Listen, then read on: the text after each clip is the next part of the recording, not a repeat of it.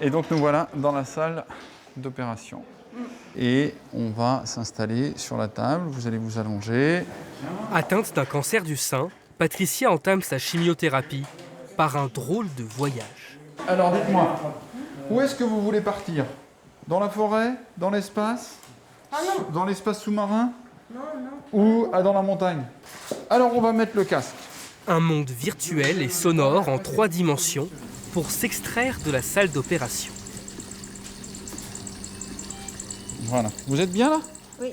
Ça va? Oui. Eh bien on est parti. Et je viens un peu plus fort. Un peu plus fort. Donc ça, il n'y a pas de problème. Je ne veux pas vous entendre. Ah bah d'accord. L'équipe médicale va poser un petit boîtier sous la peau de Patricia. Une intervention sous anesthésie locale, mais sans prise de médicaments contre la douleur.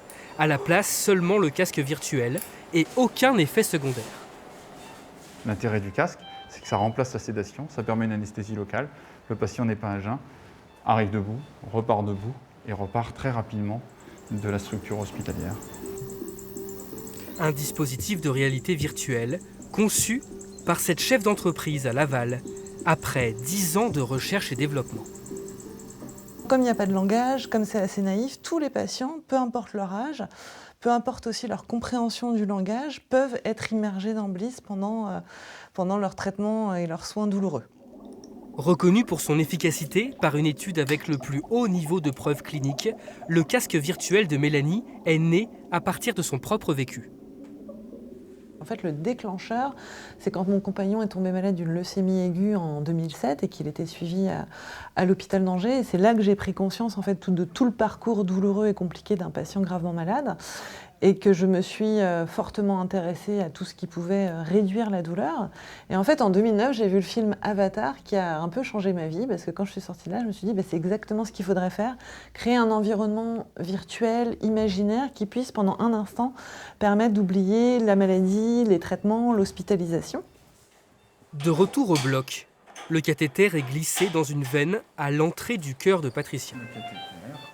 J'ai un peu chaud, je crois que je... Ouais, mais détendez-vous, tout se passe bien. Tout se passe bien. Détendez-vous bien. Après 40 minutes d'intervention, la patiente revient dans le monde réel. C'est fini. Super. Ça va? Oui, ça va. Ça a été? Oui, ça a été. Vous voyez? On a fait Heureusement qu'il y avait le casque. le casque. Je suis assez craintive et je m'évanouis facilement.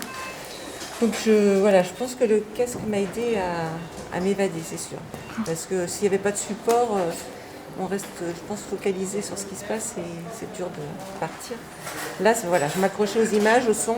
Quand les patients vous disent voilà, j'ai eu ce soin et j'ai pas eu mal, et des soignants qui ont dit d'habitude c'était compliqué de faire ce soin et là le patient n'a pas eu mal, là c'est vraiment la plus belle des récompenses pour nous, quoi.